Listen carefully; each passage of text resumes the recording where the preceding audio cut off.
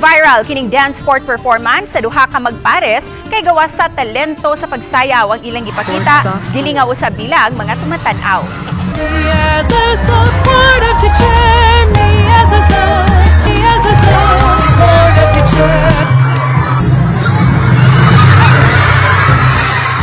Kuha ang maong video sa magtutudlo nga si Justine Ducil nga coach usab sa ilang intramural sa Northern Tacloban City National High School.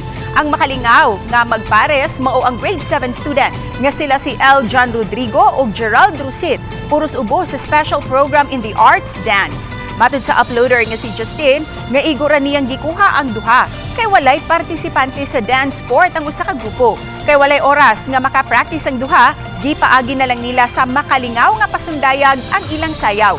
Nga migitik usab sa mga netizens. Miani na og kapin sa 3 million views ang TikTok video ni Teacher Justine.